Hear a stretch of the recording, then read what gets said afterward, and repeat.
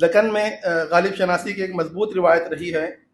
غالب کے حوالے سے ان کی مختلف جہتوں پر یہاں کام ہوا ہے، اور یہ کہنا کہ شمال کے مقابلے میں جنوب میں کم کام ہوا ہے کم علمی کی دلیل ہے. اگر آپ کوئی اسٹیٹمنٹ دیتے ہیں تو پہلے ریسرچ کیجئے، تلاش کیجئے، اس کے بعد اسٹیٹمنٹ دیجئے. بغیر ریسرچ کرے بغیر خالی ایسی منہ اٹھا کے بول دینا ایسا ویسا نہیں ہوتا نا. ریسرچ ہے یہ. تو 5 شروحات لکھی گئی ہیں دکن میں. سب سے پہلی شرح وثوق صراحت ہے، عبدالعلی والا حیدرآبادی مدراسی کی شرح ہے، جو غالب کے 1132 اشعار پر مشتمل ہے. اس کے بعد دوسری شرح، صرف نام گنا دے کے آتا ہوں، دوسری شرح ہے وجدان تحقیق، انہی کے فرزند عبد الواجد کی شرح ہے.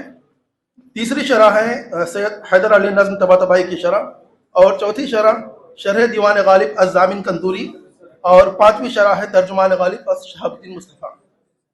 اس کے بعد چھٹی شرح، ایک شرح کل ہی مجھے معلوم ہوا ایک شرح کے بارے میں، یعقوب بیگانہ دھرم کوٹوی، ان کی بھی ایک شرح آئی ہے. محسن صاحب نے کل مجھے بتایا اس کے بارے میں. 1-2 مثالیں پیش کر کے میں اپنی جگہ لوں گا، کیونکہ اختصار سے کام لینے کا حکم دیا گیا ہے. غالب کی شرح ان لوگوں نے کیسے کی ہے؟ سب سے پہلے وثوق صراحت میں عبدالعلی والا حیدرآبادی نے غالب کی شرح بہت ہی مختصر انداز میں کی ہے. کہیں کہیں اشعار چھوڑ دیے ہیں، اشعار کی شرح کرے بغیر آگے بڑھ گئے ہیں، اور کہیں جو ہے شرح میں شعر کی تشریح میں صرف ایک لفظ کا معنی دیا ہے. تو ان کے فرزند جب یہ شرح شائع کرتے ہیں تو اپنے والد کی شرح پر تنقید کرتے ہوئے لکھتے ہیں کہ اس شرح میں نہ اشعار کے معنی ہیں اور نہ لفظوں کے، اور نہ دقائق و نکات شاعری کا بیان ہے، بلکہ 2 لفظوں کے معنی لکھے ہیں جن کا عدم وجود مساوی ہے، لہذا یہ شرح غیر مفید اور بیکار ہے. دوسری شرح ان کے فرزند کی ہے جو وجدان تحقیق ہے.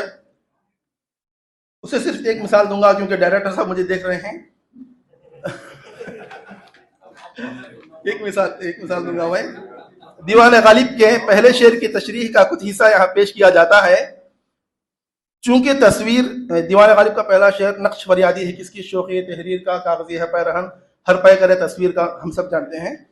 اس کی تشریح وہ یوں لکھتے ہیں: چونکہ تصویر اکثر کاغذ پر ہوتی ہے، لہذا تصویر کو کاغذی پیرہن یعنی پوشاک کاغذی دارندہ قرار دیا ہے.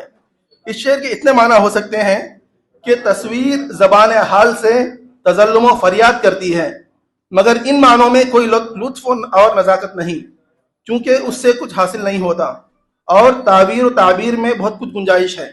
چنانچہ بعض لوگ اس شعر کو تصوف میں لیے جاتے ہیں اور صوفیانہ معنی بیان کرتے ہیں، مگر خود ان کو یقین نہیں کہ مقصود قائل یہی ہو. بہرکیف میں اسی بار اپنی بات کو ختم کرتا ہوں. شکریہ.